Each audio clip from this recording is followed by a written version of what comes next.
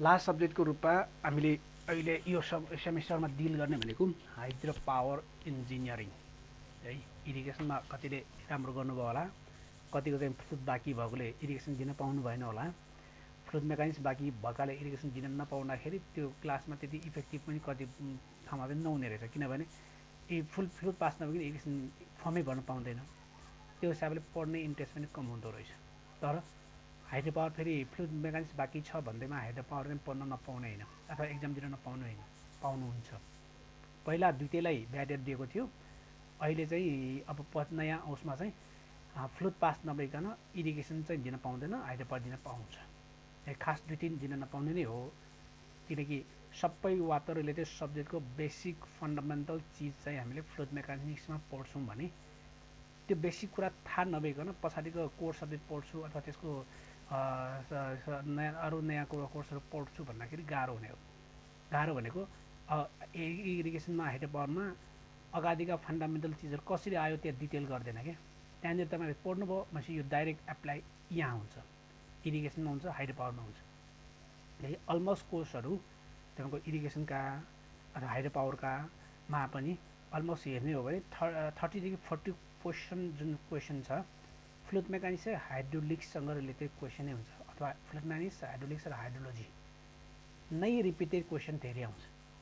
केही क्वेसन अथवा 40% जति भनौँ न, त्यति क्वेसन चाहिँ त्यहाँबाट नै कभर हुन्छ है। त्यो कुरा नै डाइरेक्ट यहाँ एप्लाई गर्नुपर्ने हुन सक्छ कि। त्यही भएर बेसिक कोर्सहरू जसलाई बेसिक चाहिँ नलेजै विक छ भने टाइम छ, अब भर्खर अब भ्याकेसन आउनु लाग्छ, लामो भ्याकेसन आउनु लाग्छ, तपाईँलाई घोक्ने भने होइन कि कन्सेप्ट क्लियर गर्नुहोस्। फ्लुइड मेकानिक्स, हाइड्रोलिक्स रिपिट गर्नुपर्छ, यसो कन्सेप्ट रिपिट गर्दा हुन्छ है। होइन जरुरी छैन, थाहा छ भने त्यो पनि परेन है। त्यसैले त्यो चाहिँ ख्याल गर्नु होला। एन्ड त्यहाँको त्यो क्वेसन जसलाई बेसिक गाह्रो लाग्छ, थाहा हुन्न, त्यसलाई फेरि इरिगेसन हाइड्रो अझ बढी मिहिनेत गर्नुपर्ने हुन्छ। नत्र भने त्यहाँ कन्सेप्ट थाहा भएपछि यहाँ चाहिँ हामी एप्लाई गर्ने मात्रै हो है। त्यसैले त्यो अलिक विक भएको आरो साथीहरू जुन छ त्यहाँनिर फोकस गर्नुहोस्। मैले स्लाइड देखाइरहेको छु, देख्यो होला है, देखिन्छ होला है। ओके ल म स्लाइड फर्स्ट स्लाइडमै छ, ठिकै छ, देख्नु भएको छ भने अब म अगाडि गएँ त। भनेपछि अब वाट इज हाइड्रो पावर भन्ने कुरातिरै जाउँ होइन। हाइड्रो पावर अब मैले सिलेबस यताउति सायद मैले भनिरहनु पर्दैन होला, त्यो सिलेबस सबै अब बुकहरूमा नि भएको हुनाले मैले त्यसमा सिलेबसमा त्यति धेरै गइनँ, किनभने अब तपाईँहरू 7औं सेमिस्टरमा पुगिसकेको छ। अन्तिममा भएपछि अब के कस्तो भन्ने कुरा डिटेलमा यो ब्याचलरको अन्तिम वर्षका स्टुडेन्टलाई भनिरहनु पर्दैन कि भन्ने हिसाबमा मैले त्यहाँ धेरै टाइम दिइनँ है। अब सिलेबसमा तपाईँलाई टेक्स्ट बुक भनेर सायद छ कि छैन जस्तो लाग्छ है। टेक्स्ट बुक छैन भने त्यो बाँकी सबै चाहिँ जति पनि दिएको छ त्यो रेफरेन्स बुकहरू हो। हाइड्रो पावरको केसमा चाहिँ थ्योरिटिकल अनि कन्सेप्टलाई यताउति गर्नलाई त इन्डियन बुक अथवा इङ्ग्लिस राइटरको बुक त्यहाँ दण्डेकर भन्ने लेखा होला, अनि के अरे समथिङ अरोरा हो कि समथिङ छ होला, इन्डियन इङ्ग्लिस राइटरको पनि छ। ती बुकहरू पनि काम नलाग्ने होइन, काम लाग्छ। तर न्युमेरिकलहरू अथवा त्यो डिजाइनिङहरू प्रायः हामी एक्जाम्पल चाहिँ नेपाली स्टाइलकै नेपाली उसमै एक्जाम्पलहरू दिने भएकोले अहिले बजारमा थुप्रै नेपाली बुकहरू पनि छ, नेपाली राइटरका बुकहरू पनि छन् है। अलिअलि केही मिस्टेक त छन्, टाइपिङ मिस्टेक यताउति त छन् होइन, सबै जसो बुकमा। तैपनि नेपाली बुक चाहिँ तपाईँलाई सजिलो लाग्छ कि जस्तो लाग्छ है। अहिले बेसिक नलेज गेन गर्नलाई चाहिँ हाइड्रो पावरको बुक हेर्नु पऱ्यो भने एक्जामको हिसाबले चाहिँ नेपाली राइटरको बुकहरू किन्नुहोस्, ठिकै हुन्छ जस्तो लाग्छ है। होइन अब फर्दर गर्नु पऱ्यो, डिटेलमै हेर्नु पऱ्यो, एकदम थ्योरिटिकल कुराहरू नलेज लिनु पऱ्यो, मास्टर पढ्नु पऱ्यो, पिएचडी गर्नु पऱ्यो, त्यतिखेर फरेन्जरको अथवा इन्डियन र फरेन्जर इङ्ग्लिस राइटरका बुकहरू हेर्नु भए हुन्छ। तर अहिले ब्याचलरको लागि चाहिँ नेपाली बुकका राइटरका बुकहरू र नोट्सहरू पनि सफिसियन्ट छ, धेरै छन्। 3-4वटा नेपाली बुक राइटरहरूको बुक पनि निस्किसकेको छ। त्योमा चाहिँ कुनै हेर्दा पनि हुन्छ अथवा फरक फरक किसिमले हेर्दा पनि हुन्छ जस्तो लाग्छ है। यो न्युमेरिकल प्रायः अब नेपाली उसमै रिलेटेड नेपाली खोलालाई लिएर नै अथवा नेपालको रिभरको हाइड्रो पावरलाई लिएर नै त्यो न्युमेरिकलहरू दिन सक्छ। त्यो हिसाबले नेपाली बुकहरू नै राम्रो हुन्छ जस्तो लाग्छ न्युमेरिकलहरू यताउति हेर्नलाई चाहिँ। एनिवे कुनै पनि युज गर्नुहोस्, कुनै पनि फलो गर्नुहोस्, त्यो फरक परेन है। लाइनमा जुन छ त्यो लिँदा पनि भयो। भनेपछि अब हाइड्रो पावर इन्जिनियरिङ सब्जेक्ट भनेपछि सिभिल इन्जिनियरलाई त अब थाहा छ नै छ। के हो भन्ने कुरा र त्यसमध्ये पनि सुरुमा हामी जुन टपिक्सलाई नै लिएर डिस्कस गर्दाखेरि वाट इज हाइड्रो पावर भन्नु पऱ्यो भने तपाईँले के बुझ्नुहुन्छ इलेक्ट्रिसिटी जेनेरेसन गर्नु वाटर इनर्जी अथवा पानीको इनर्जी युज गरिकन इलेक्ट्रिसिटी जेनेरेसन गर्नु भनेको हाइड्रो पावर हो कसैलाई थाहा छ हामीले घर घरमा जुन बिजुली बाल्छौँ नि इलेक्ट्रिसिटी जेनेरेट बाल्छौँ नि अथवा इलेक्ट्रिसिटी हुन्छ नि त्यो भनेको हाइड्रो पावर हो कसैलाई थाहा छ हाइड्रो पावर भनेकै इलेक्ट्रिसिटी जेनेरेसन गर्नु हो कि होइन एनीबडी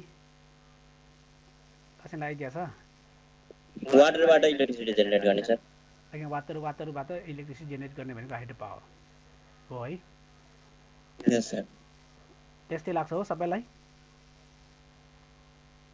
त्यस्तै लाग्छ हो सर ओके ठिकै छ भनेपछि हामीले बुझेको चाहिँ बुझ्दै आएको अथवा बुझेको नेपालको सिनारियो हेर्दाखेरि चाहिँ इलेक्ट्रिसिटी जुन घर घरमा हामी बिजुली बत्ती अथवा कुनै चिज बाल्नाले जुन इलेक्ट्रिसिटी निस्किन्छ त्यो निकाल्ने मेडियम भनेको के रे भन्दाखेरि हाइड्रो पावर रहेछ क्या पानीको पावर रहेछ हाइड्रो भनेको पानी खास हाइड्रो पावर के भने हाइड्रो भने पानी हो भने पानीको पावर भनेको खास पानीको पावर भनेको इलेक्ट्रिसिटी होइन है पानीको पावर युज गरिकन इलेक्ट्रिसिटी चाहिँ जेनेरेसन गरेको त्यसैले हाइड्रो पावर भनेको एक्चुअली इलेक्ट्रिसिटी होइन तर त्यो हाइड्रो पावर युज गरिकन इलेक्ट्रिसिटी चाहिँ जेनेरेट गरेको मात्रै हो है नेपालमा हाइड्रो पावर के इलेक्ट्रिसिटी थुप्रै डिमान्ड छ चाहिन्छ अझै अब त्यसलाई त्यो इलेक्ट्रिसिटी जेनेरेट गर्नलाई चाहिँ तपाईँले विभिन्न मिडियमबाट अथवा कुनै पनि सोर्सबाट पनि इलेक्ट्रिसिटी जेनेरेट गर्न सक्नुहुन्छ जस्तो तपाईँले अब यो 2-4 वर्ष अगाडि लोड सेडिङ हुँदाखेरि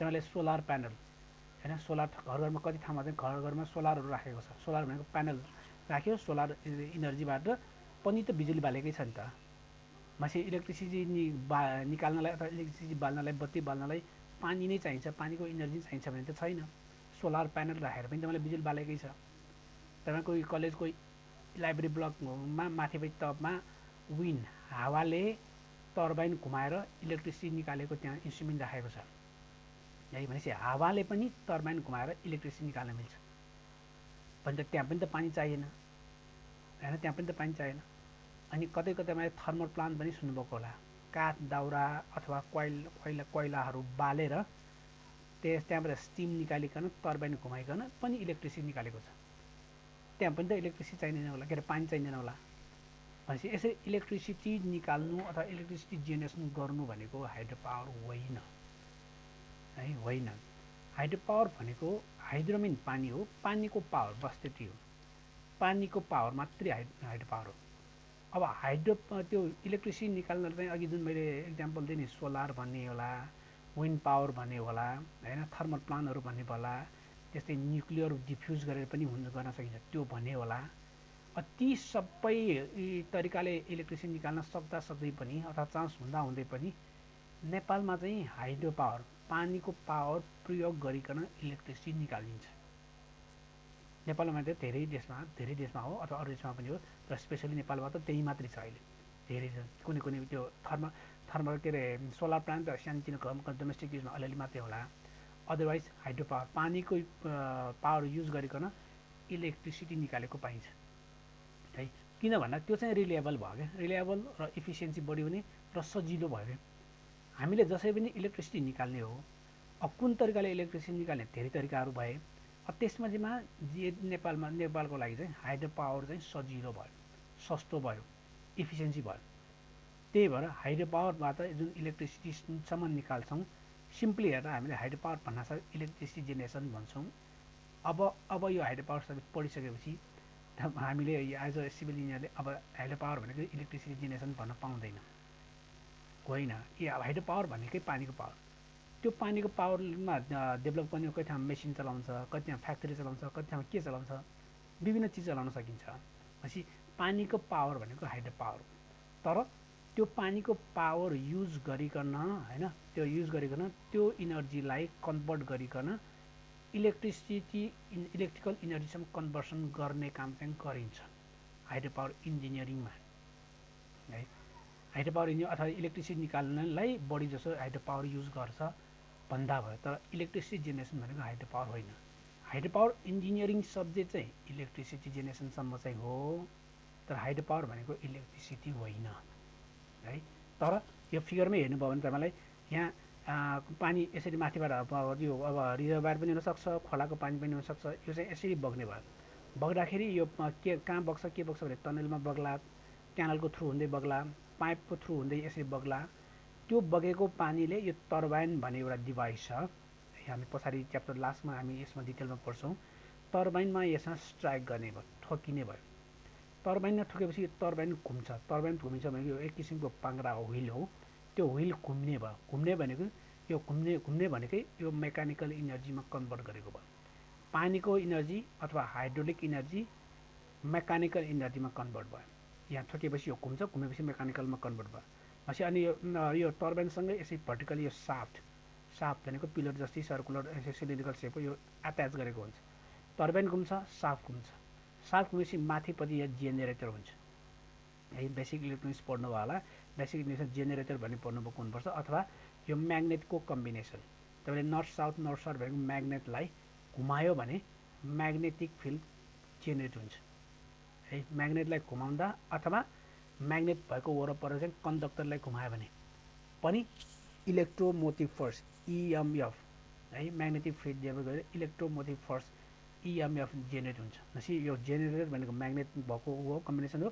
त्यो म्याग्नेटलाई घुमाउँदाखेरि त्यहाँ चाहिँ इलेक्ट्रोमोटिभ फोर्स इएमएफ जेनेरेट हुन्छ। त्यो भनेको नेगेटिभ पोजिटिभ आयन हो र कन्डक्टरको थ्रु हुँदै यसरी फ्लो हुने भयो। त्यो फ्लो हुँदा अब घर घरमा या कन्ज्युमर कहाँ गएपछि त्यो चाहिँ नेगेटिभ सर्ट सर्किट भएपछि त्यहाँबाट करेन्ट फ्लो हुने हो अथवा आयन फ्लो हुने हो। त्यसैले हामी इलेक्ट्रिसिटी भन्छौँ। भनेपछि यसरी अब जेनेरेटरबाट चाहिँ इलेक्ट्रिसिटी निस्किने हो। अब जेनेरेटरलाई घुमाउनु पऱ्यो, केले घुमाउँछौँ? टर्बाइनले घुमाउँछौँ। टर्बाइनलाई केले घुमाउँछौँ? पानीले घुमाउँछौँ। भनेपछि यो प्रोसेसबाट चाहिँ इलेक्ट्रिसिटी निस्किने हो। भनेपछि यो टर्बाइनलाई जेनेरेटरलाई घुमाउनलाई टर्बाइन घुमाउनु पऱ्यो। टर्बाइनलाई कुनै पनि मिडियमबाट घुमाउन सक्नुहुन्छ। पानी नभएको देशमा यसलाई हावाबाट पनि घुमाएको छ अथवा स्टिमबाट पनि घुमाएको छ। नेपालमा अहिलेलाई घुमाउने सबभन्दा सजिलो मिडियम भने नेपालको लागि चाहिँ हाइड्रो पावर भयो कि। त्यही भएर पानीको पावर चाहिँ इलेक्ट्रिसिटी जेनेरेसन गर्नलाई युज गरिएको मात्रै हो, तर हाइड्रो पावर भनेको इलेक्ट्रिसिटी चाहिँ होइन है। त्यही कुरा क्लियर गर्न खोजेको मात्रै। एनिवे भनेपछि यसरी अब हाइड्रो पावर अथवा हाइड्रो इलेक्ट्रिसिटी मैले भने नि, अब नेपालमा इलेक्ट्रिसिटीको डिमान्ड धेरै छ। त्यो इलेक्ट्रिसिटी निकाल्ने धेरैवटा मिडियमहरूमध्येमा सबभन्दा सस्तो, सजिलो र भरपर्दो चाहिँ हाइड्रो पावर भयो कि। त्यही भएर हाइड्रो पावर युज गरिकन इलेक्ट्रिसिटी निकाल्ने भएकोले त्यसलाई हामी हाइड्रो पावर अथवा हाइड्रो इलेक्ट्रिसिटी पनि भन्छौँ है। Refer to the conversion of hydraulic energy. Hydraulic energy पानीको इनर्जी है। पानीमा 3 किसिमको इनर्जी हुन्छ, त्यो त तपाईँलाई पढ्नु भएको छ, हाइड्रोलिक्समा पढ्नु भएको छ, फ्लुइडमा पनि पढ्नु भएको होला। प्रेसर इनर्जी, काइनेटिक इनर्जी र potential energy. P upon gamma plus V square upon 2g plus Z है। यसरी 3 किसिमको पानीमा क्या पानीको इनर्जीलाई हाइड्रोलिक इनर्जी भन्छौँ। हाइड्रोलिक इनर्जी अथवा हाइड्रोलिक्समा के इनर्जी हुन्छ भने 3 किसिमको इनर्जी हुन्छ। पोटेन्सियल भनेको जति हाइटमा लग्यो त्यति नै त्यसमा इनर्जी स्टोर हुन्छ, त्यसलाई पोटेन्सियल इनर्जी भन्ने भए। अनि त्यो बगेपछि त्यसमा भेलोसिटी हुन्छ, भेलोसिटीले पनि एक किसिमको इनर्जी दिन्छ, त्यसलाई हामी काइनेटिक इनर्जी भन्छौँ। र यो पानीको प्रेसर है, प्रेसरले जति डेप्थमा भयो त्यति नै प्रेसर इन्टेन्सिटी भन्छ, हामीले प्रेसर हुन्छ, त्यसले प्रेसराइज हुन्छ भनेपछि त्यो प्रेसर इनर्जीलाई हामी प्रेसर इनर्जी नै भनेको अथवा पी अपन गामा भने भयो। यसरी P upon gamma plus V square upon 2g upon Z भनेको हाइड्रोलिक इनर्जी। त्यो हाइड्रोलिक इनर्जी चाहिँ कन्भर्ट हुने अरे कि, convert of the hydraulic energy from flowing water. पानीलाई बगाउँदाखेरि त्यो हाइड्रोलिक इनर्जी कन्भर्ट भइकन इलेक्ट्रिसिटी जेनेरेट गर्नु भनेको हाइड्रो इलेक्ट्रिसिटी अथवा हाइड्रो पावर इन्जिनियरिङ भन्दा पनि भयो है। त्यो पानी युज गरिकन यसरी इलेक्ट्रिसिटी निकाल्न सक्छौँ। भनेपछि अब पानीले टर्बाइनलाई घुमाउने भयो, मेकानिकल इनर्जीमा कन्भर्ट हुने भयो सुरुमा। हाइड्रोलिक इनर्जी चाहिँ मेकानिकलमा कन्भर्ट हुने भयो। अनि टर्बाइनले जेनेरेटरलाई घुमाउँछ भनेपछि त्यो मेकानिकल इनर्जीले जेनेरेटरबाट इलेक्ट्रिसिटी जेनेरेट गर्ने भयो कि। मेकानिकल इनर्जी चाहिँ अब इलेक्ट्रिसिटीमा कन्भर्ट हुन्छ। टर्बाइन जेनेरेटरलाई घुमाएपछि त्यहाँबाट निस्किने पावर भनेको electricity. So mechanical energy convert into the electricity भयो। अनि मेकानिकललाई कहाँबाट मेकानिकल यो रोटेसन कसरी हुन्छ? पानीले हुन्छ। भनेपछि हाइड्रोलिक इनर्जीले मेकानिकलमा कन्भर्ट गर्छ by by using the device, the turbine device, then that mechanical energy is converted into the electrical energy by using generators. है त्यो तरिकाले जुन पावर जेनेरेसन गर्छ त्यसैले हामी हाइड्रो पावर भन्छौँ। तर सिम्पली हाइड्रो पावर भनेको पानीको पावर। अनि हाइड्रो पावर इन्जिनियर हामी जुन डिल गर्छौँ त्यो भनेको इलेक्ट्रिसिटी जेनेरेसनसम्मै हेर्ने हो। पानीको पावर अथवा हाइड्रो पावरलाई एक किसिमले हामी चाहिँ रिन्युएबल इनर्जी पनि भन्छौँ कि। किन भन्दा अब रिन्युएबल इनर्जी भन्न खोजेको भने रियुज गर्न मिल्ने भन्ने अर्थ लाग्दा नि भयो। रियुज गर्न मिल्ने, तपाईँले काठ दाउरा बाल्नुहोस् त्यो सकिन्छ हैन, नयाँ बाल्नु फेरि बाल्नु पर्ने, फेरि नयाँ त्यस मेटेरियल ल्याउनु पर्ने हुन्छ।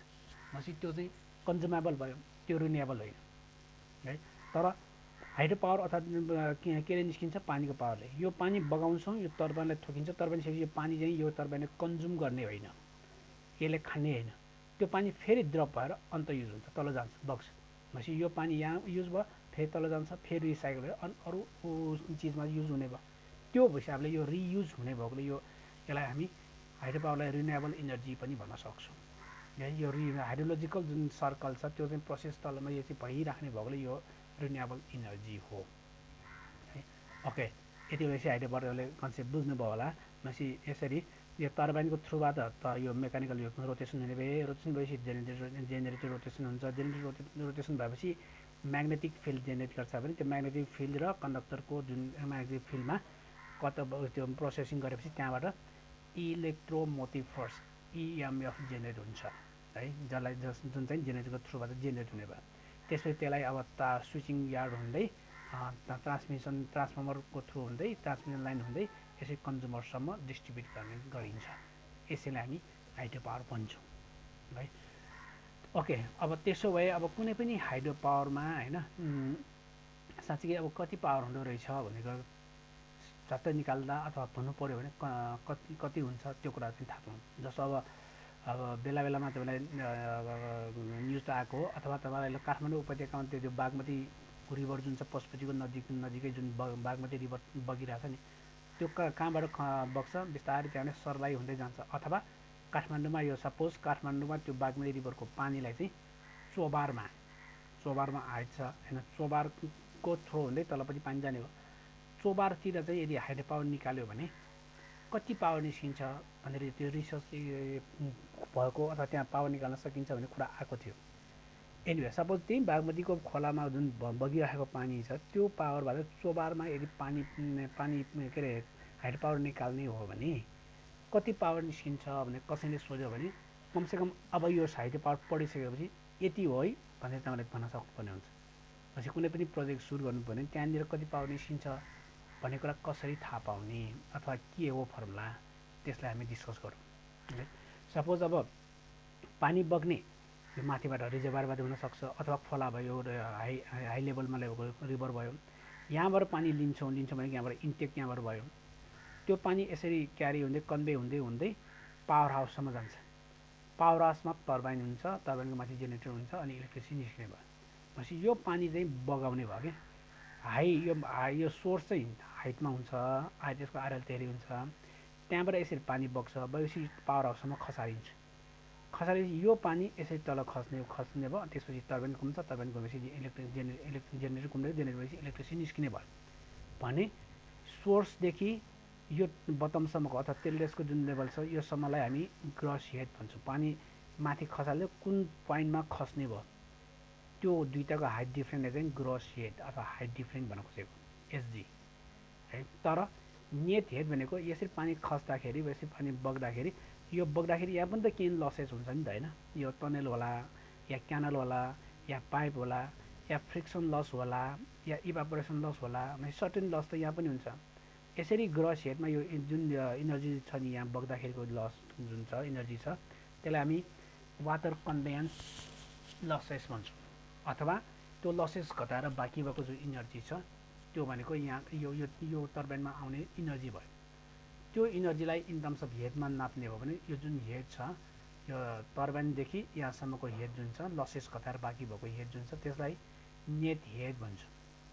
यही बाँकी भएको हेड अथवा एक किसिमको बाँकी भएको इनर्जी, इनपुट इनर्जी इन टर्बाइनमा भएको इनपुट इनर्जी भन्नु खोजेको है, त्यो चाहिँ नेट हेड भयो। लसेस नघटाइकन गर्ने भने ग्रस हेड, त्यसपछि यो नेट हेड भनेको यो बाँकी भएको यहाँसम्मको यहाँ इन्टर हुँदाको इनर्जी जुन छ त्यसलाई हामी नेट हेड भन्छौँ है। अनि टर्बाइनदेखि यो त्यसलेसम्मको डेप्थ चाहिँ एच भयो। यसलाई अहिले डिस्कस नगरौँ किनकि टाइप अफ टर्बाइन अनुसार यो एच कुनैमा हुन्छ कुनैमा हुँदैन। जे होस् तपाईँको अब पावर निकाल्दाको हेड कति हाइटबाट पानी खसालिन्छ त्यो भनेको एचजी भयो। अनि त्यसलाई इन टर्म्स अफ हेडको इनर्जी हेडको टर्ममा क्यालकुलेट गर्दाखेरि लसेसहरू सबै निकालेर जुन हेड निकाल्छौँ त्यो भनेको सोर्सदेखि यहाँसम्मको हेड, यो लसेस सबै घटाएर आएको इनर्जीलाई चाहिँ नेट हेड भन्छौँ है। अब हेड भन्नु तपाईँलाई हाइट र हेड भन्नु फरक चिज हो, त्यो अब मैले सायद भनिदिनु पर्दैन होला है। हाइड्रोलिक्समा कि फ्लुइड मेकानिक्समै हुनुपर्छ। म्यानोमिटर पाइजोमिटरहरू तपाईँले पढ्नु भएको छ। बगिरहेको पाइपमा तपाईँले एउटा भर्टिकल ट्युब राख्नुभयो भने त्यो भर्टिकल ट्युबमा त्यो पानी राइज हुन्छ, माथि बढ्छ चढ्छ हो, किन? That is due to the energy. भनेपछि यसरी इनर्जीलाई इन टर्म्स अफ मिटरमा हेडमा हाइटमा नाप्ने चलन छ, नाप्न सकिन्छ भन्ने कुरा त फ्लुइडमा पढ्नुभयो, हाइड्रोलिक्समा पढ्नुभयो होइन। त्यसैले म त्यहाँनिर त्यसमा डिस्कस धेरै नगरौँ किनकि अब प्रेसर इन्टेन्सिटी त याद छ होला, P equal to gamma into H है। गामा इन्टु एच पढ्नु होला। गामा भनेको स्पेसिफिक वेट अफ वाटर भयो। अनि एच भनेको कति हाइटमा कति डेप्थमा चाहिँ अथवा हाइटमा पिजोमिटरमा म्यानोमिटरमा पानी राइज भयो त्यो डेप्थ भनेको एच। भनेपछि अब पीलाई त्यो गामालाई तल ल्याउने पी अपन गामा भनेको एच भयो। भनेपछि यसरी प्रेसरलाई इन टर्म्स अफ हेड अथवा इन टर्म्स अफ हाइटमा पनि मेजर गर्न मिल्छ भन्ने कुरा फ्लुइडमा डिस्कस गर्नुभयो, हाइड्रोलिक्समा डिस्कस गर्नुभयो है। मैले पनि त्यही यहाँनिर एट नेट भन्न खोजेको हाइट भन्दा पनि यसको इनर्जी भनेको यो टर्बाइनसम्म आइपुग्दाको यो पानीको अथवा यहाँको इनर्जी कति छ इन टर्म्स अफ हेडमा आएको भ्यालु भनेको है। त्यसरी थाहा पाउने। ओके, अब यो भइसकेपछि चाहिँ अब gravitational potential energy of the hydropower यसरी पानी खस्दाखेरि यसले कति इनर्जी दिन्छ भनेको के अरे इनर्जी दिन्छ भनेको कुरा चाहिँ एमजी एमए भने हामीले एमए भनेको फर्स्ट एमए जुन छ नि फर्स्ट इन्टु डिस्टेन्स भनेको वर्क डन भयो। वर्क डन भनेको एक किसिमको इनर्जी भयो है। वर्क डन भनेको एक किसिमको इनर्जी भयो। भनेपछि F into first into distance जुन गर्छ नि एफएल गरे जस्तै एफए भनेको फेरि एमजी जस्तै भयो, मास इन्टु एक्सेलरेसन जस्तै। अब यो एम भनेको मास भयो, जी भनेको एक्सेलरेसन हो, तर एक्सेलरेसन ग्राभिटेसनल एक्सेलरेसन भयो यसमा जी है 9.8 भन्दा जीवाला जुन छ नि त्यो भयो। चेन्ज इन एज भनेको चाहिँ हाइटमा चेन्जेस है, हाइट डिफ्रेन्स यहाँदेखि यहाँसम्म यसरी पानीको डेप्थ त्यति डिस्टेन्स भन्न खोजेको, त्यति डिस्टेन्स ट्राभल गरेको भन्न खोजेको। भनेपछि यसरी यो फर्मुला त अब सिम्पल फर्मुला हो, हामीले प्लस टूतिर हेरेको कुरा नै भयो अथवा स्कुलिङमा पढेको नै भयो। भनेपछि इनर्जी भनेको वर्क डन हो एक किसिमको। अब वर्क डन भनेको एफ इन्टु डिस्टेन्स भएपछि एफ भनेको एमजी इन्टु डेल्टा एच यसरी लिन सक्ने भयो है। डेल्टा एच भनेको हाइट डिफ्रेन्स भयो। अब त्यसो भए अब मैले यहाँ फर्मुला पहिला लेखेँ यो हो भने त्यसपछि P equal to gamma QSG net हुन्छ भन्ने कुरा यो भयो। यो कसरी हुन्छ त्यही नै हामीले यसले फाइनाइट गर्न खोजेको हो। यदि power equal to gamma QH net गऱ्यो भने यो चाहिँ थ्योरी अनुसार यति पावर निस्किन्छ भनेको है। थ्योरी अनुसार यहाँबाट कति पावर निस्किन्छ भन्दा गामा क्युएच नेट। भनेपछि तपाईँले अब कुनै पनि हाइड्रो पावरमा चाहिँ यहाँबाट पावर कति निस्किन्छ भने कसैले सोध्यो भने कति हाइटबाट पानी खसाल्ने हो त्यो तपाईँले सोध्नु पऱ्यो। अनि त्यसमा अब पाइपबाट बगेको हो कि अथवा टनेलबाट हो कि त्यो जुन मेजर हेड लस छ नि एचएफको फर्मुला युज गरिकन मेजर हेड लस चाहिँ निकाल्नु पऱ्यो अथवा लमसममा निकाल्नु पऱ्यो। नेट मेजर हेड लस निकाल्नु, त्यो हेड लस घटाइसकेपछि बाँकी भएको जुन हेड छ त्यो भनेको नेट हेड भयो। त्यसपछि त्यहाँ चाहिँ कति डिस्चार्ज छ, कति पानी बग्छ त्यो कुरा थाहा भयो भने कति पानी बग्छ र कति नेट हेड छ थाहा भयो भने तपाईँले यो त्यो हाइड्रो पावरबाट त्यो ठाउँमा अथवा त्यो कुनै पनि पार्टिकुलर रूममा चाहिँ यति पावर निस्किन्छ है चाहिँ भन्न सक्ने भयो। त्यो भनेको यसरी गामा क्युएचबाट फर्मुलाबाट निस्किए भयो है। अनि यो भनेको थ्योरिटिकली यति निस्किने भन्ने भयो। अब अघि नै भने जस्तै यो टर्बाइनमा जुन घुमेपछि टर्बाइनलाई घुमाउनलाई एउटा इनर्जी जाने भयो। अनि यो टर्बाइनले यो मेकानिकलमा कन्भर्ट गरेपछि यो इनपुट इनर्जी र आउटपुट इनर्जी कुनै पनि मेकानिकलमा चाहिँ 100% हुँदैन होला, एउटै हुँदैन होला है। जति इनर्जी जान्छ त्यति नै इनर्जी त निस्किँदैन होला कुनै पनि मेसिनरी चिजमा।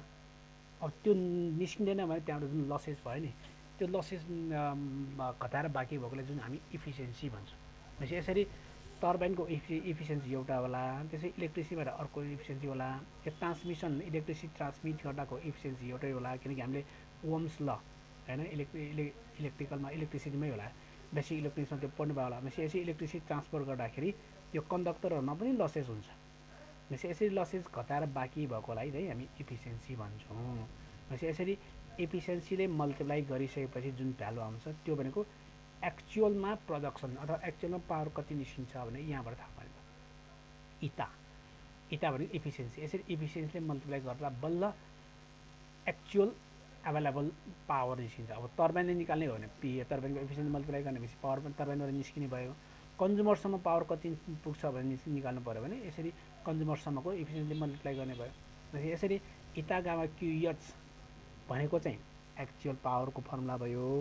गामा क्युएच भनेको चाहिँ नेट के अरे थ्योरिटिकल पावरको फर्मुला भयो होइन।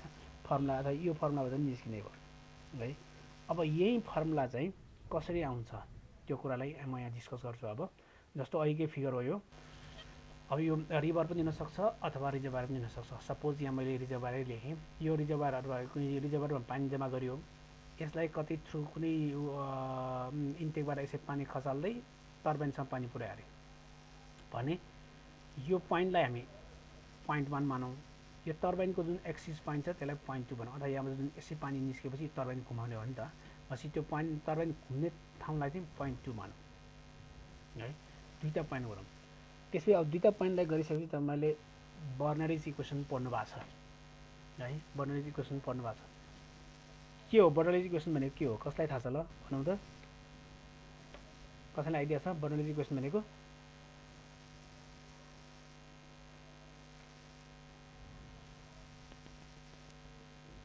कसैलाई आइडिया छ? A1 B1 equal to B2 sir. के अरे P1 के फेरि के भन्छ? A1 P1 equal to A2 P2 भनेको हो हैन सर, त्यो त कन्टिन्युटी इक्वेसन हो सर। ओके, बर्नरिज चाहिँ के हो त? Energy per unit okay, hydraulic सिस्टममा चाहिँ पानी बग्ने कुनै पनि सिस्टममा हैन, सिस्टममा चाहिँ लिकेजहरू कन्सिडर नगर्ने हो भने अथवा लसेसहरू कन्सिडर नगर्ने हो भने अथवा त्यो सिस्टम फेल नहुने हो भने कुनै पनि पोइन्टमा त्यो जुन पानी बगेको एउटा सिस्टम हुन्छ त्यो सिस्टममा कुनै पनि पोइन्टमा हेर्नुभयो भने sum of the hydraulic energy always constant हुन्छ भनेको बर्नरिज इक्वेसन है। लसेस छ भने लसेस पनि जोड्नु पर्यो। त्यो लस भनेको अन्त अर्को कन्भर्ट गर्ने हो। लसेस छैन भने सपोज लस भएन अरे 5 किलोमिटर लामो पाइपबाट पानी बगाइरहेछ भने 10 मिटरमा जति इनर्जी हुन्छ 5 किलोमिटर पर पनि त्यति नै इनर्जी हुनुपर्छ अरे यदि इनर्जी लस नहुने हो भने। अथवा इनर्जी लस हुने भने त्यो लस जोड्दाखेरि दुवै पोइन्टमा दुवै सेक्सनमा त्यति नै इनर्जी हुन्छ अरे है। यसै sum of the hydraulic energy hydraulic system is always constant भनेको चाहिँ बर्नलिजले भनेको है। त्यसो भए अघि नै भने नि अब त्यसो हाइड्रोलिक्समा इनर्जी के हुनसक्छ? 3टा इनर्जी। पी अपन गामा भनेको प्रेसर इनर्जी भयो, भी स्क्वायर अपन 2g भनेको काइनेटिक इनर्जी भयो, जेट भनेको पोटेन्सियल इनर्जी भयो। ठिक छ, यस तीनवटा इनर्जी मात्रै हुन्छ जहिले पनि हाइड्रोलिक्समा। अब यो सेक्सन 1 मा यहाँ जति इनर्जी छ नि सम अफ द इनर्जी जुन छ त्यो भनेको यो भयो। त्यति नै इनर्जी पोइन्ट 2 मा पनि हुन्छ भनेपछि यो भयो। अब सपोज यहाँदेखि यहाँसम्म आउँदा यदि इनर्जी लसै हुँदैन भने चाहिँ यो एचएफ चाहिएन होइन। इनर्जी लस हुन्छ भने कति इनर्जी लस हुन्छ त्यो चाहिँ यहाँ हुनु पर्यो। अथवा यो घटाएर सेक्सन 1 बाट यो घटाएर आउने चाहिँ सेक्सन 2 हुने भयो। भनेपछि यही इक्वेसनलाई हामी बर्नरिज इक्वेसन भन्छौँ। इनर्जी लस हुँदैन भने यो सम अफ द इनर्जी यो सम एट सेक्सन 1 र sum of the energy at section 2 always and 3, 4 जहाँसुकै होस् अलवेज कन्स्ट्यान्ट हुनु भनेको बर्नरिज इक्वेसन अथवा हुन्छ भन्छ है। अब त्यहाँ सर्टेन लस त हुन्छ, त्यसै लस हुन्छ भने त्यो लस चाहिँ सेक्सन 2 मा जोड्दाखेरि यहाँबाट जति इनर्जी आउँछ त्यो इनर्जी भनेको सेक्सन 1 मा भएका इनर्जीसँग बराबर हुन्छ भनेको चाहिँ बर्नरिज इक्वेसन है। त्यसलाई बर्नरिज इक्वेसन भन्छ। त्यसो भए अब यो इक्वेसनमा हेर्दाखेरि सेक्सन 1 र सेक्सन 2 को इनर्जीमा यसरी हेर्दाखेरि यो P1 र P2 भनेको के इनर्जी रे प्रेसर इनर्जी कस्तो प्रेसर इनर्जी त्यसलाई के प्रेसर इनर्जी भन्छ छ आइडिया छ कसैलाई भनौँ त P1 र P2 भनेको के इनर्जी के प्रेसर के इनर्जी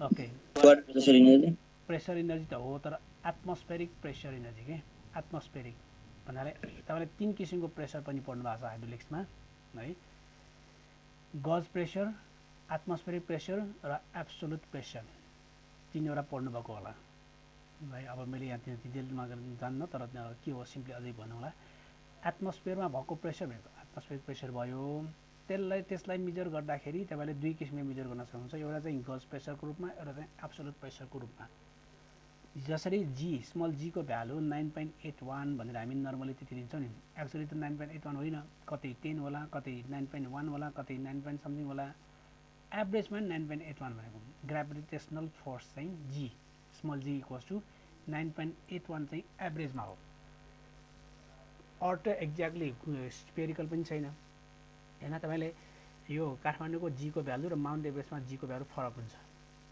है यसरी यो अर्थको होचो अग्लोले गर्दाखेरि त्यो डिस्टेन्सले गर्दा जी को भ्यालु त फरक हुन्छ तर एभरेजमा चाहिँ 9.81 भने जस्तै हैन यो ग्लोब्स अथवा यो अर्थको वरपर सबैतिर चाहिँ एयरको हावाको प्रेसर हुन्छ त्यो प्रेसर पनि फरक हो 10.3 10.4 समथिङ हो है फरक छ तर एभरेजमा चाहिँ जताततै अब समुद्रमा एक थरी होला के रे माउन्टेनमा अर्को थरी होला तर एभरेजमा चाहिँ यो एटमोस्फियर अथवा हावाको प्रेसर जुन छ चारैतिर ग्लोब्सको वरपर जुन सर्फेसमा भएको प्रेसर जुन छ त्यो चाहिँ 10.4 मिटर अफ वाटर भनेर तपाईले फ्लुटमा हो कि हाइड्रोलिक्समा पढ्नु भएको होला द्याट इज एभरेज भ्यालु है भनेपछि अब यो 0.1 र 0.2 त अब यो बढी फरक भयो 10-20 किलोमिटर 2-4 किलोमिटर फरक होला यो ड्याम र यताको टर्बाइन पावर हाउस भएको डिस्टेन्स हुन्छ 2-4 किलोमिटर होला हाइट फेरि 200-400 अथवा 500 मिटर मात्रै फरक होला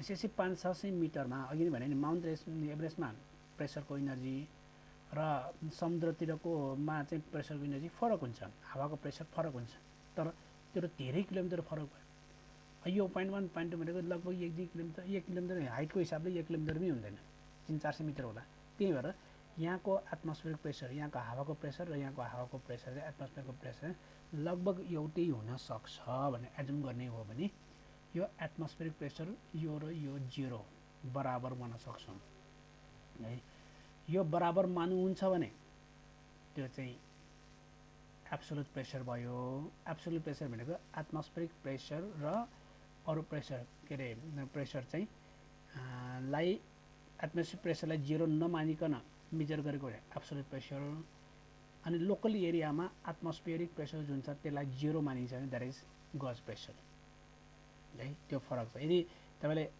एब्सोल्युट प्रेसर मान्नुभयो यो 0 होइन समथिङ भ्यालु हो तर यो जति भ्यालु हो यो पनि त्यति नै हो तर दुईटै बराबर यो काट्न पाउनुहुन्छ होइन तपाईले यो प्रेसरलाई गज प्रेसर मान्नुहुन्छ भने मतलब त्यो लोकलमा यो हाइड्रोपावर बनेको ठाउँमा चाहिँ एटमोस्फियरिक प्रेसर जुन छ त्यसलाई 0 मान्ने हो भने हैन यो पनि 0 यो पनि 0 भयो त्यसै दुवैतिर क्यान्सल आउट हुने भयो है त्यसै जस्तो गरे पनि भयो 0 मान्दा पनि भयो 0 मान्नु भयो गज प्रेसर भयो 0 मान्नु भएन तर बराबर मान्नु भयो भने एब्सोल्युट प्रेसर भयो है यो सायद मैले भनिदिनु पर्दैन होला बुझ्नु भयो होला है एटमोस्फियर प्रेसर चाहिँ 0 मानेको चाहिँ किन गज प्रेसर मानेको यदि 0 होइन तर बराबर समथिङ भ्यालु छ 10.4 कि दुवैतिर 10.4 10.4 10.3 पनि 10.3 दुईतिर एउटै मान्नु भएको छ भने त्यसलाई चाहिँ एब्सोल्युट प्रेसर है अगाडि तपाईले पढ्नु भएको त्यही भएर मैले सुरुमै भने बेसिक कुराहरू फ्लुइडमा र हाइड्रोलिक्समा मजाले पढ्ने हो त्यो कुरा भएपछि यहाँ चाहिँ ती कुरा नै युज हुने हो अब मैले त्यहाँको बुझाउन थाले पनि फेरि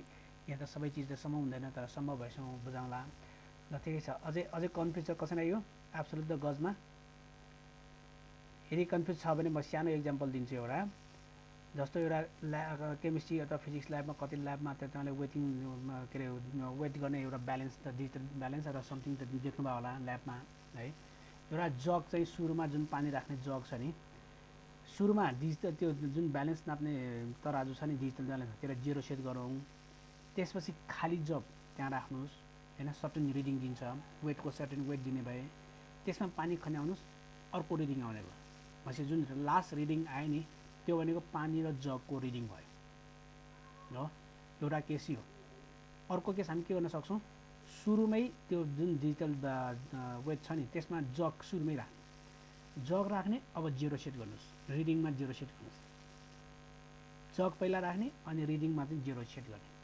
त्यसपछि पानी खन्याउनुस् पानी खन्याएपछि अब जुन रिडिङ दिन्छ नि त्यो भनेको पानीको माथि वेट भयो है सर्टेन कन्डिसनमा जग राखेर 0 सेट गरिकन तपाईले पानी राखेर जुन वेट आउँछ त्यो भनेको पानीको माथि वेट भयो अनि फर्स्ट केसमा के गर्यौं 0 ब्यालेन्स गर्यौं पहिला 0 सेट गर्यौं त्यसपछि जग राख्यौं एउटा रिडिङ आउँछ त्यो जगमा फेरि पानी खन्यायौं अर्को रिडिङ आउने भयो अनि त्यो सेकेन्ड जुन अर्को भनेको जुन सेकेन्डमा आएको रिडिङ छ नि त्यो जग र पानीको वेटको रिडिङ भयो भने जस्तै अब यहाँ जग र पानीको दुईटैको आयो भने जस्तै एटमोस्फेरिक प्रेसर र कुनै पानीको या कुनै अरु प्रेसर पनि इन्क्लुडिङ गर्यो एटमोस्फेरिक प्रेसर पनि इन्क्लुड गर्यो भने त्यो भनेको जगको वेट इन्क्लुड गरे जस्तै भयो इन्क्लुड गर्यो भने त्यस्तोलाई एब्सोल्युट प्रेसर भनिन्छ होइन अघि के गर्यौं जगलाई पहिला राख्ने अनि त्यो तराजुमा जुन वेट छ त्यसलाई 0 सेट गर्ने त्यसपछि पानी राखे पानीको माथि वेट आयो भने जस्तै तपाईले अब एटमोस्फेरिक प्रेसर जुन छ त्यसमा 0 सेट गर्ने त्यसलाई 0 मान्ने हो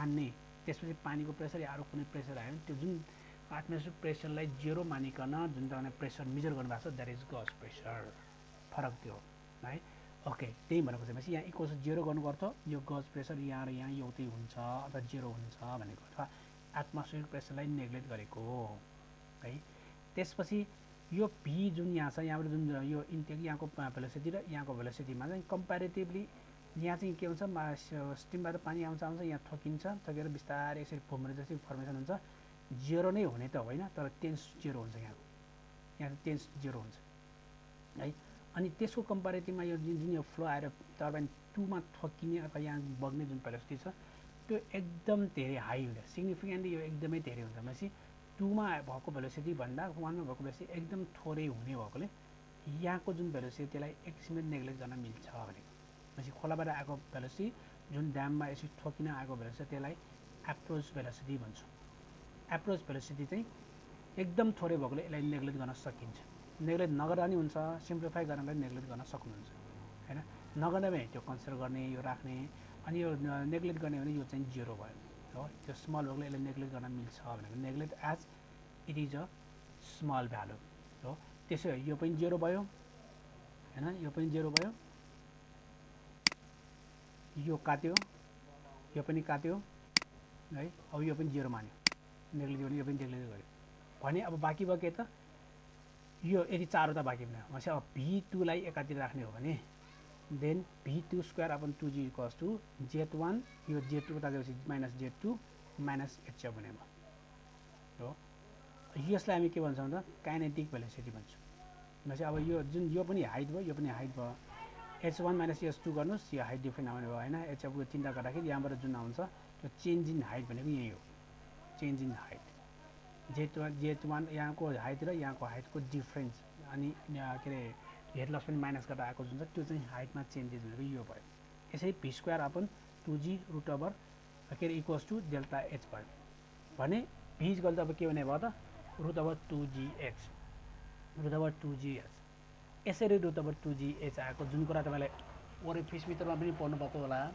हैन अर्कोमा पनि पढ्नु भएको छ भनेपछि थ्योरेटिकल्ली भेलोसिटीको फर्मुला भनेको रुट ओभर 2gh भनेको कुरा तपाईले ओरिफिसमा पनि पढ्नु भएको छ हाइड्रोलिक्समा पढ्नु भएको होला हैन यो फर्मुला चाहिँ पहिलाकै फर्मुला जस्तै नै हो भनेपछि यसरी v equal to v velocity equal to root over 2gh अथवा यहाँ चेन्ज इन h भयो है यसरी आएको यति कुरा आइसकेपछि है त्यसो पोटेन्शियल एनर्जीमा यसमा जुन mgh भनेको अगाडि हामीले एनर्जीको फर्मुला थियो नि त्यो फर्मुला डेल्टा h सब्स्टिट्युट गर्नुभयो भने अथवा यसमा यो फर्मुलामा चाहिँ m भनेको मास भयो मास भनेको फेरि के अथवा पहिला डेन्सिटी भनेको के density equal to m upon volume हो मास भनेको डेन्सिटी भनेको के थियो यहाँ म लेखेँ डेन्सिटी सिग्मा हैन equals to m upon p हो m भनेको मास अपन भोल्युम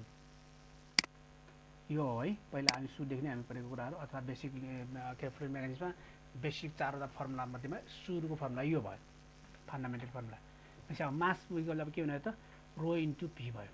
सो यहाँ एम को ठाउँमा रो इन्टु पी राखेको भयो, डी डेल्टा नै भयो हो। यति भएपछि अब पावर भनेको के त इनर्जी अपन टाइम भनेको पावर हो हैन, इनर्जी अपन टी भनेको पावर हो। इनर्जीमा हो यो चिज भयो, यसमा टी राख्यौँ अनि टी राखेपछि यहाँ चाहिँ भी अपन टी जुन आयो नि, भी अपन टी भनेको यो भेलोसिटी हैन है, भोल्युम, यो भोल्युम हो नि त, यो भोल्युम। भनेपछि भी अपन टी भोल्युम अपन टाइमलाई हामी के भन्छौँ, यतिलाई के भन्छौँ, भोल्युम अपन टाइम भनेको डिस्चार्ज हो र, डिस्चार्ज हो र भोल्युम अपन टाइममा डिस्चार्ज हो, मिटर क्युब पर सेकेन्ड हो नि त हैन। भनेपछि कति टाइममा कति भोल्युम अफ वाटर चाहिँ कलेक्ट गर्यो अथवा त्यो जम्मा गर्यो, त्यो भोल्युम अफ टाइम भनेको डिस्चार्ज हो। सो यहाँनिर अब यो रो र जी भनेको रो जी भनेको गामा भयो, गामा इन्टु रो जी हो हैन, त्यो पनि अगाडि बेसी फर्मुला पनि भयो। त्यसपछि रो इन्टु जी भनेको गामा भयो, भोल्युम अफ टाइम भनेको डिस्चार्ज भयो, डेल्टा एच भनेपछि यसरी यो P equals to gamma Q delta H यसरी आएको है। अहिलेको जुन पावरको फर्मुला जुन भन्यो नि कसरी आयो भनेको चाहिँ यो यसरी आएको है। कुनै पनि ठाउँको हाइड्रो पावरमा कति पावर निस्किन्छ भनेको थ्योरिटिकल फर्मुला चाहिँ यसरी gamma Q delta H. Gamma कति डिस्चार्ज भयो, डिस्चार्ज क्यू भयो, कति हाइटबाट पानी खसाल्यो एच भयो। यदि थाहा भयो भने यसबाट यति पावर निस्किन्छ भनेको थाहा हुने भयो है। ओके, त्यसो भए अब यसमा चाहिँ अब फेरि अर्को कन्सेप्ट हामी लगाउँ, जस्तो अब कति यसको फर्मुला कति भनेको त गामा क्यू एच भयो आयो है।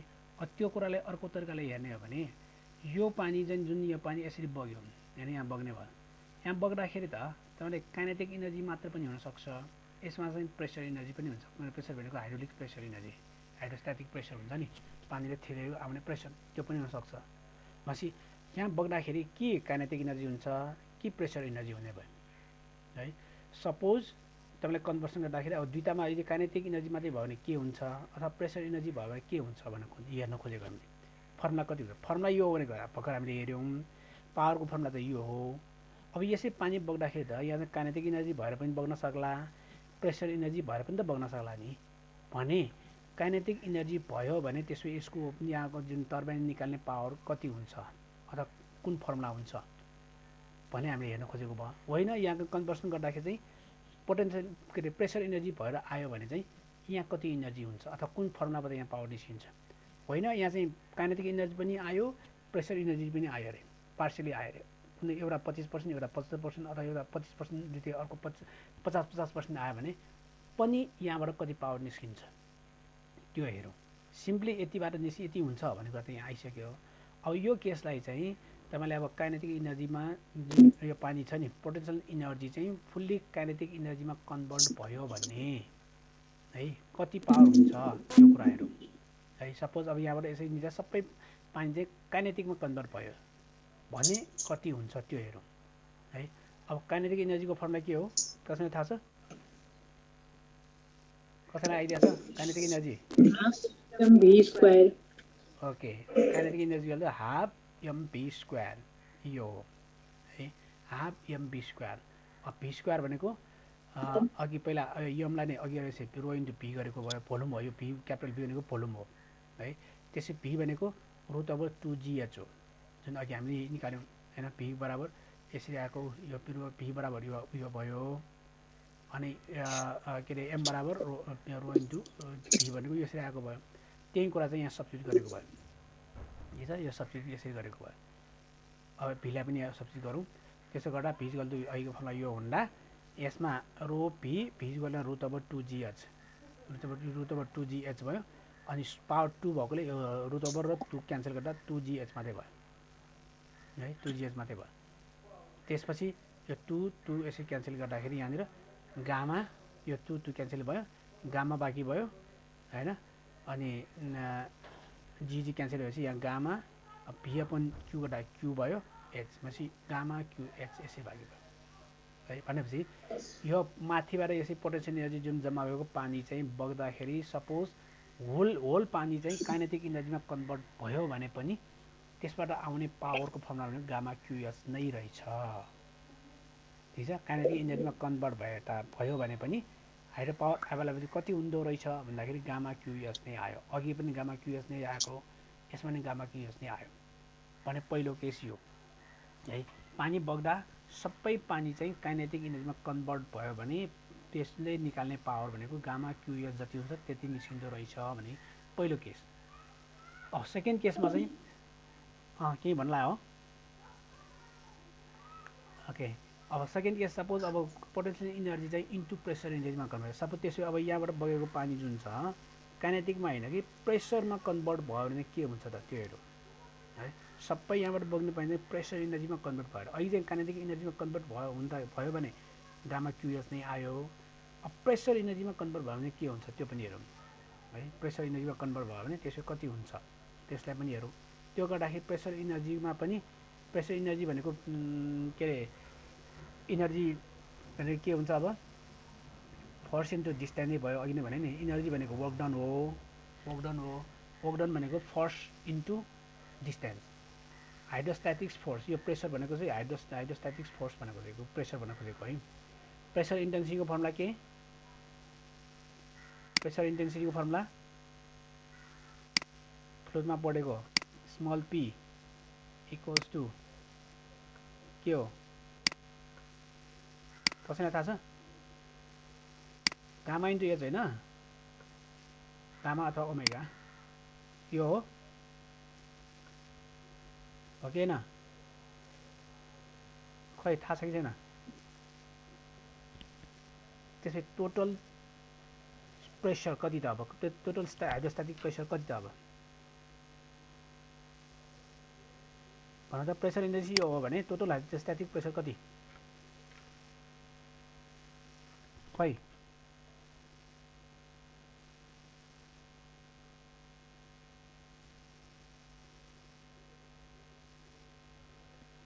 खै आइडिया छ कि छैन? के भयो त्यो अनलाइन त छ नि?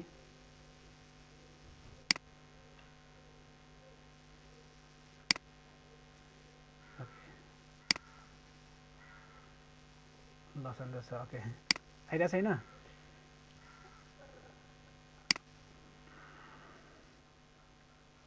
ओके, यो अब त्यसो अब sum of the total hydrostatic force भनेको के हुन्छ? एफ भनेर तपाईँले पढ्नु भयो होला नि त। F equals to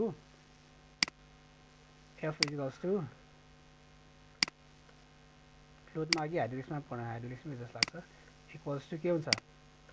P pressure intensity P into area होइन भने यो होइन पढ्नुभएको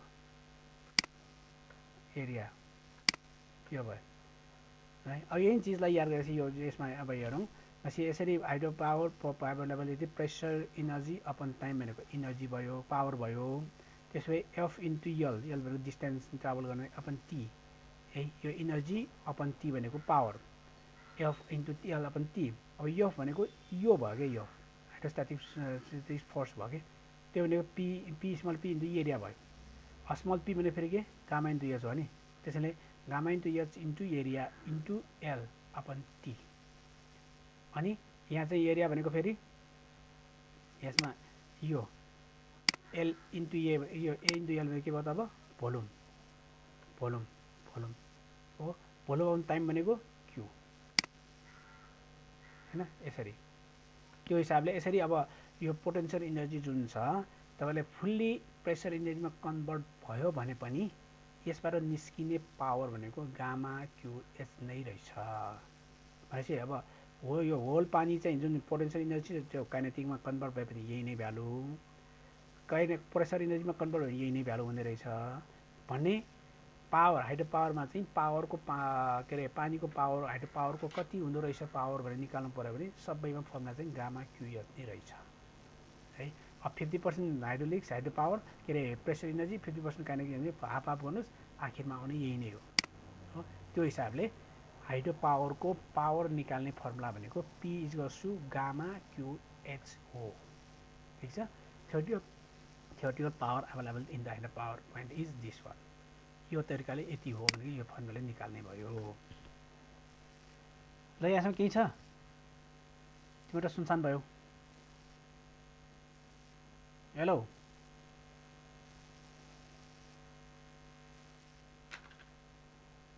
हेलो के भयो सुनिरहेको है साउन्ड के छ Yes, sir. सुनिरहेको छु सर। यो किन नबोला त म त यहाँ खै तिम्रो आउट भयो कि भन्नु थालेको यार ओके केही छ यहाँसम्म ल छैन भने ठिकै छ अगाडि जाउँ ओके भनेपछि अघि अब जुन यो फर्मुला भयो गामा एचक्यू अथवा गामा क्युएच भनेको चाहिँ थ्योरिटिकली यति निस्किन्छ भने डेरिभेसनबाट निकालेको भयो कि त्यो है अब एक्चुअली चाहिँ कति निस्किन्छ त भन्ने कुरा जुन इफिसियन्सी भने नि त्यसले मल्टिप्लाई गरेपछि आउने भ्यालु भनेको चाहिँ एक्चुअल पावर जेनेरेसन हो भनेपछि यहाँ गामा एचक्यू भनेको थ्योरिटिकल पावर जेनेरेसन फर्मुला यसलाई इटाले मल्टिप्लाई गर्यो भने बल्ल एक्चुअल पावर निस्किन्छ त्यो भन्नु खोजेको के भन्दा यहाँबाट जुन इनर्जी जान्छ नि यो पानी बग्दाखेरि यहाँ सर्टेन इनर्जी जान्छ त्यो बग्दै बग्दै यसरी पानी जाँदा यो पानी बग्ने त टनल हो कि क्यानल हो कि अथवा समथिङ होला यो 2-4 किलोमिटर समथिङ होला भनेपछि यसरी लामो कन्भेयन्सबाट लामो डिस्टेन्समा यसरी पानी ट्राभल गर्दा यहाँ फ्रिक्सन लस पनि होला सिपेज लस होला इभापोरेसन लस होला समथिङ लसेसहरू होला भनेपछि त्यो लसेसले गर्दा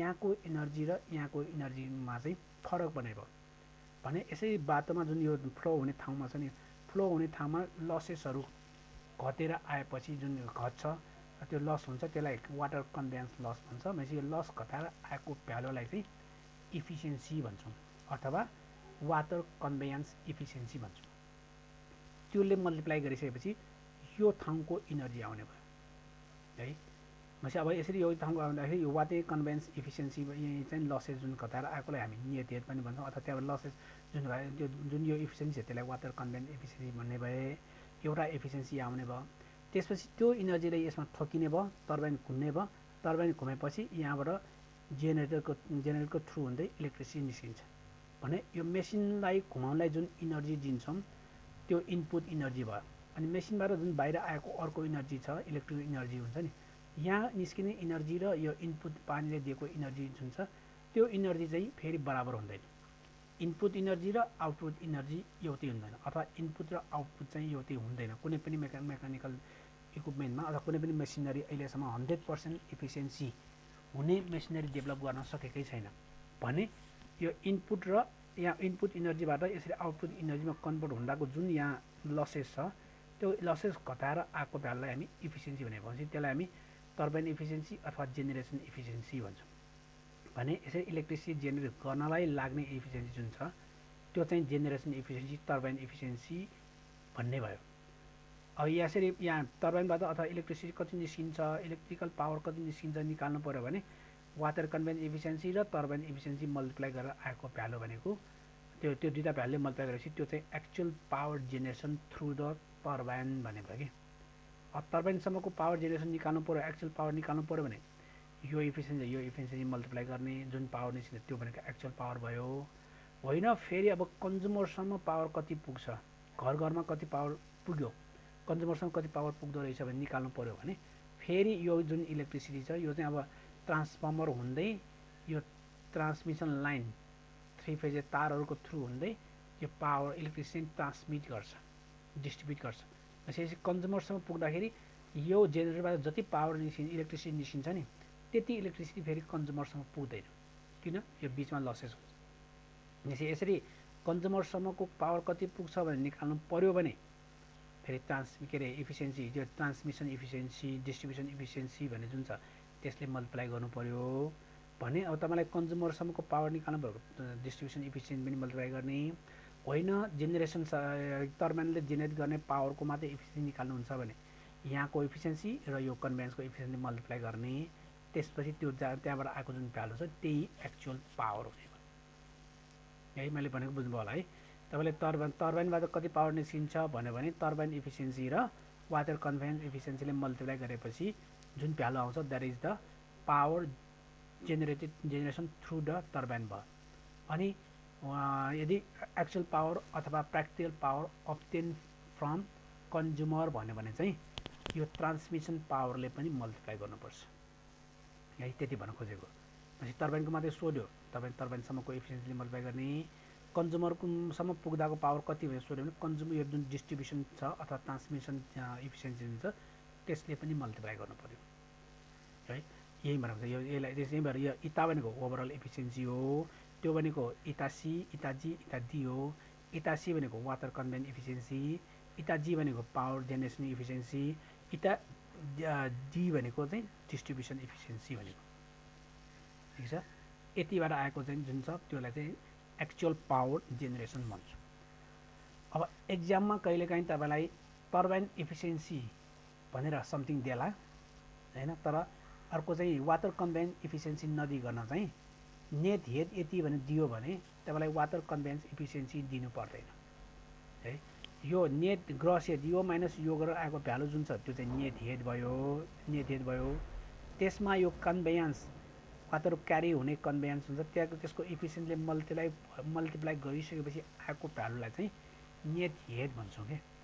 अलरेडी नेट हेड दियो भने त्यसमा चाहिँ वाटर कन्भेयन्सले मल्टिप्लाई भइसक्यो भनेको, त्यो हिसाबले त्यहाँनिर चाहिँ वाटर कन्भेयन्स इफिसियन्सी जरुरी छैन, आवश्यक भएन।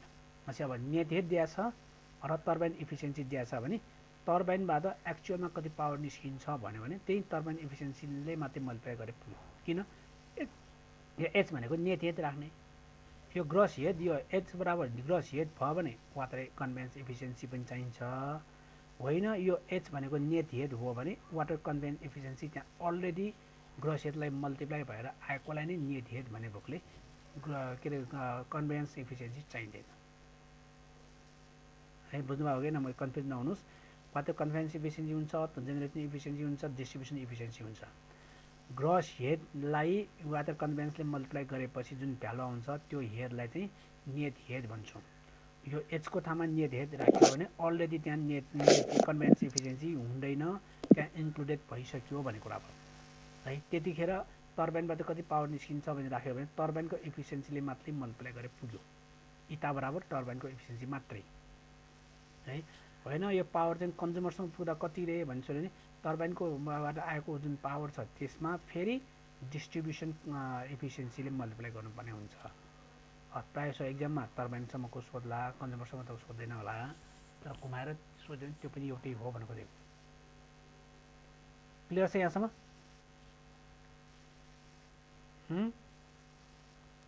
कसै केही डाउट प्रब्लम छ भने भन्नुहोस् अझै। छैन? ल छैन ओके, ल छैन भने यहाँ अलिकति हेरौँ ल। चाहिँ क्लियर छ भने अब हामी मेन कुरा, मेन कन्सेप्ट त्यो च्याप्टरमा मेनली त्यही नै हो है। त्यो कुरा गरेपछि अब टाइप्स अफ इनर्जी सजिलै हुन्छ त्यसलाई हेरौँ। टाइप्स अफ पावर अथवा इनर्जी गर्दाखेरि हामी नर्मली दुई किसिमको पावरलाई क्लासिफाई गर्न सक्छौँ। एउटा कन्भेन्सनल सोर्स अफ इनर्जी र अर्को चाहिँ non conventional source of energy भन्छौँ है। त्यो भनेको के भन्दाखेरि कन्भेन्सनल भन्न खोजेको अलिक धेरै अगाडिदेखि पास अथवा धेरै अगाडिदेखि फाइन्डिङ भएको इनर्जीहरू जुन छ त्यसलाई कन्भेन्सनल भन्ने भयो। नन कन्भेन्सनल भनेको भर्खरै पत्ता लगाएका, अझ कति कुराहरू पत्ता लगाउनु बाँकी भएका इनर्जीहरू जुन छ त्यसलाई नन कन्भेन्सनल पावर भन्छौँ, के सोर्स अफ इनर्जी भन्छौँ है। धेरै अगाडि नै पत्ता लगाइसकेको, थाहा भइसकेको इनर्जी कन्भेन्सनल, अनि अब पत्ता लाग्दै गरेको यता रिसेन्टली भर्खरै मात्रै पत्ता लगाएका इनर्जीका सोर्सेस जुन छ त्यो चाहिँ नन कन्भेन्सनल है। त्यो हिसाबले थर्मल पावर र यो तिनवटा जुन मैले लेखेँ thermal power, nuclear power, hydro पावरहरू जुन छ त्यो चाहिँ कन्भेन्सनल सोर्स अफ इनर्जी हो। अनि नन कन्भेन्सनल सोर्स अफ इनर्जीमा चाहिँ टाइडल भयो है, टाइडल छालबाट आएको, solar energy, wind energy, geothermal इनर्जीहरू चाहिँ भर्खर फाइन्डिङ भइरहेछ र कति कुरा यसको टेक्नोलोजी अझै थाहा भएको छैन है। किनभने विन्ड पावरबाट हाइड्रो पावर त इलेक्ट्रिसिटी अथवा अरू त निकाल्न मिल्छ, तर त्यसको प्रपर टेक्नोलोजी, एडभान्स टेक्नोलोजी अझै डेभलप भएको छैन।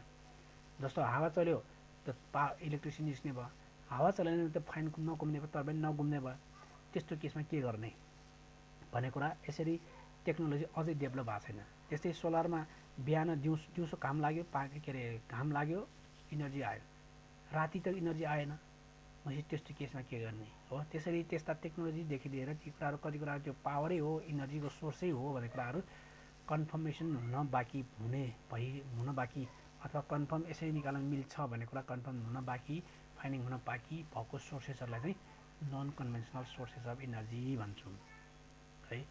यो thermal, nuclear, hydro, tidal, solar, wind, geothermal etcetera इनर्जीहरूमध्येमा why hydro power is important energy sources अथवा reliable energy source in compare to other energy अथवा पावर सोर्सेस इन नेपाल भनेर जुन अगाडि हामी सुरुमा डिस्कस गऱ्यौँ नि, यस्तै खाले क्वेसन तपाईँलाई सोध्न सक्छ। लास्ट टाइम अस्तिको अनलाइन क्वेसनमा आएको पनि एउटा यही हो, 10 मार्क्सको क्वेसन आएको थियो। यो नेपालमा चाहिँ हाइड्रो पावर इनर्जी सोर्स नै किन इम्पोर्टेन्ट हो compare to other energy source भनेको यो थर्मल भन्दा हाइड्रो पावरै इम्पोर्टेन्ट रहे, न्युक्लियर भन्दा हाइड्रो पावरै इम्पोर्टेन्ट रहे, टाइडल भन्दा हाइड्रो पावरै इम्पोर्टेन्ट, सोलर भन्दा हाइड्रो पावरै इम्पोर्टेन्ट रहे, विन्ड, थर्मल यी पावर सोर्सहरू भन्दा हाइड्रो पावरै मेन इम्पोर्टेन्ट छ नेपालको लागि भन्छ कि किन भनेर यसरी सोध्न सक्छ है। अब यसमा आन्सर दिनुको त्यही अघिलाई नै म फेरि एकचोटि रिपिट गरेँ। जस्तो थर्मल पावर भनेको चाहिँ काठ, दाउरा, फोसियल चिजहरू बालेर निकाल्ने इनर्जी भनेको थर्मल पावर। अब इलेक्ट्रिसिटी नै कन्सेप्ट कुरालाई लिने हो भने थर्मल दाउरा यसरी फोसियल कोइलाहरू बाल्ने, ठुलो स्टिम भाँडोमा पानी राख्ने, त्यसलाई बाल्ने, हिट दिने, हिट दिएपछि त्यहाँबाट बाफ निस्किन्छ। त्यो बाफ चाहिँ कुनै पाइप या कुनै मिडियमबाट बगेर टर्बाइन घुमाउने, टर्बाइन घुमाएपछि त्यसलाई इलेक्ट्रिसिटी निकाल्न मिल्यो। त्यो सिस्टमलाई हामी थर्मल पावर भन्छौँ है। यसको इफिसियन्सी 30-40% जति मात्रै हुन्छ काठ दाउरा बाल्ने अनि उ गर्ने। अनि अर्को चाहिँ न्युक्लियर पावर। न्युक्लियर भनेको तपाईँलाई जुन न्युक्लियरहरू छन् त्यसलाई डिफ्युज गर्ने होइन, फ्युजन गर्ने, त्यहाँबाट त्यसरी ह्युज एमाउन्ट अफ पावर निस्किन्छ। भनेपछि यो हाई रिस्कमा सानो एउटा कुनै न्युक्लियरलाई डिफ्युज गर्न साथ अथवा जिरो गर्न त्यहाँ यति ह्युज एमाउन्ट अफ निस्किन्छ कि त्यो चाहिँ धेरै इनर्जी पनि निस्किने भयो, फेरि त्यो चाहिँ धेरै डेन्जरस पनि हुने भयो। भनेपछि यसको टेक्नोलोजी एडभान्स छ। हाम्रो जस्तो डेभलपिङ कन्ट्रीले यो न्युक्लियर डिफ्युजन अथवा न्युक्लियर पावरको टेक्नोलोजीलाई ह्यान्डल गर्न सक्दैन। अनि थर्मल प्लान्ट त के भयो त, अहिले काठ दाउरा त भयो बाल्ने भयो, त्यहाँ त इलेक्ट्रिसिटी निस्किन्छ, तर थर्मल पावर कन्ज्युम हुन्छ कि कन्ज्युमेबल हुन्छ। बाल्छौँ सिद्धिन्छ, खरानी हुन्छ, सिद्धिन्छ, सिद्धियो, फेरि अर्को चाहियो, एउटा त्यो हो भने अर्को यो थर्मल प्लान्ट न्युक्लियर पावरमा चाहिँ तपाईँलाई जति युज गर्नुहुन्छ त्यहाँबाट धुलो धुवा निस्किन्छ, मतलब हाई पोल्युसन हुन्छ कि पोल्युसनको प्रोबेबिलिटी धेरै हुन्छ थर्मल प्लान्ट इन्जिनमा है। सोलर त अघि भनेपछि त्यसलाई प्यानल चाहियो अनि ब्याट्री ब्याकअप चाहियो, ब्याट्री चाहियो। सोलर प्यानल त धेरै टिक्ला, तर ब्याट्री ब्याकअप जुन छ ब्याट्री ब्याकअप त्यो चाहिँ 4-5 वर्षभन्दा बढी टिकाउ हुँदैन। भनेपछि चेन्ज गर्नु पऱ्यो फेरि। त्यो हिसाबले सोलर पावर चाहिँ अर्नामेन्टल इनर्जी सोर्स भन्दा चाहिँ अलिक महँगो खालको भयो है। फेरि अर्को चाहिँ अब बेलुकाको लागि त्यही रातिको लागि तपाईँले ब्याट्री चाहियो र ब्याट्री टिकाउ हुँदैन, चेन्ज गर्नुपर्छ, त्यो हिसाबले महँगो भयो। अनि विन्ड पावर पनि भने विन्ड पावरमा चाहिँ यो त्यसको टेक्नोलोजी त्यो हावा कन्टिन्युसली नबग्ने, युनिफर्म नआउने, त्यसले गर्दाखेरि जुन रोटेसन हुन्छ त्यो चेन्ज हुन सक्ने, त्यसलाई चाहिँ प्रपरली ह्यान्डलिङ गर्ने टेक्नोलोजी अझै डेभलप भएको छैन है। जियो थर्मल भने त्यही कोइला, काठ दाउरा, पेट्रोल पदार्थ यी कुराहरू नै भयो। अब यी कुराहरूको सबैको यसरी कन्ज्युम हुने यी कुराहरू भन्दा पनि यी सबै सोर्स भन्दा पनि हाइड्रो पावर चाहिँ नेपालमा के भन्दाखेरि किन इम्पोर्टेन्ट भन्दा एक त हाइड्रो पावर भनेको पानीबाट निस्किने पावर हो। अनि नेपाल जलस्रोतमा अथवा वाटर रिसोर्समा रिचेस्ट कन्ट्री हो, धेरै रिचेस छन् है। यहाँ मोर देन 6000 रिभर्सहरू छन्, रिभर्स एन्ड ट्रिब्युटरिजहरू छन् नेपालमा। 6000 भन्दा बढी नदी नाला छन्। भनेपछि सोर्स वाटरको सोर्स जति पनि फालाफाल छ। अनि यो फेरि रिकन्ज्युमेबल, के अरे रियुजेबल, त्यो युज हुन्छ फेरि तल झर्छ, फेरि त्यसलाई युज गर्न सकिन्छ। भनेपछि रियुजेबल भयो, एउटा रिन्युएबल भयो है। अर्को यो यसबाट हामीले युज गरेपछि कुनै धुलो धुवा निस्किँदैन। हाइड्रो पावरबाट इलेक्ट्रिसिटी निकाल्दा कुनै धुलो धुवा पोल्युसनहरू आउँदैन। अलिकति नोइज आउँछ, नोइज त अरूमा पनि आउँछ। भनेपछि यसरी पोल्युसन फ्री भयो। त्यस्तै तपाईँले काठ दाउरा अथवा यो अरू चिजहरू ब्याट्री यिनीहरू किन्दाखेरि तपाईँलाई पैसा लाग्छ भने हाइड्रो पावरमा त्यसले जुन पानी छ, पानी किन्नलाई पैसा लाग्दैन अझैसम्म पनि। यही नेपालमा फ्री अफ कस्ट हो। कति कन्ट्रीमा चाहिँ जहाँ पानी अभाव छ त्यस्तोमा चाहिँ पैसा लाग्छ होला, तर नेपालमा अझ पनि पानीको पैसा लाग्दैन, भनेपछि फ्री अफ कस्ट हो। अनि सोर्स पनि ठुलो छ र सँगसँगै यसको इफिसियन्सी कम्पेरिटिभली अरूको इफिसियन्सी यो जुन इफिसियन्सी छ कम्पेरिटिभ हाइड्रो पावरको इफिसियन्सी मोर हुन्छ, 70-80% नै छ, 60 देखि 80% पाउँछ है। त्यो हिसाबले यो सोलर, विन्ड, जियो अथवा थर्मल जति पनि छन् यी सबै सोर्सेसहरू भन्दा हाइड्रो पावर चाहिँ इम्पोर्टेन्ट सोर्स हो नेपालको लागि भनेर यसै भन्न सक्छु।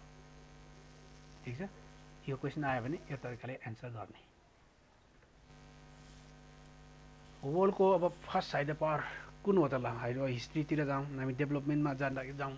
यसै अब कसलाई थाहा छ होला, वर्ल्डको अहिलेसम्म तपाईँले पढ्नुभएकोमा हेर्नुभयो भने नेपालको पहिलो हाइड्रो पावर कुन देशमा बनेको होला र कहाँको होला, थाहा छ कसैलाई?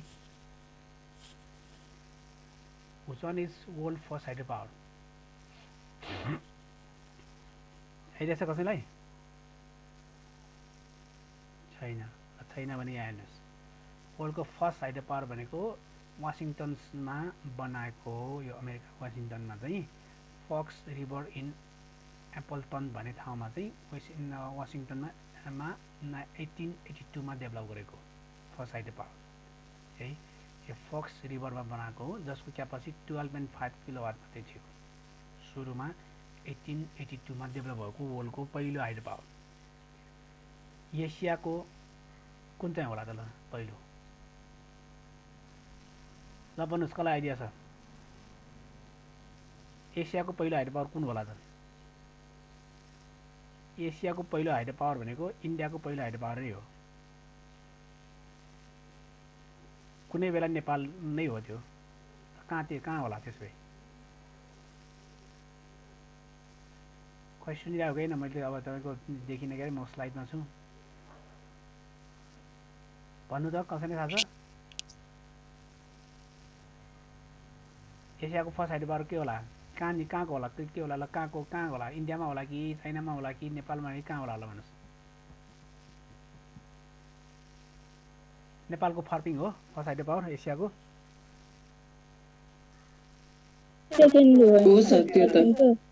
त्यही त नेपालको पहिलो भनेको फर्पिङ भयो, त्यही नै एसियाको पनि फर्स्ट हो कि होइन भनेको खोजेको?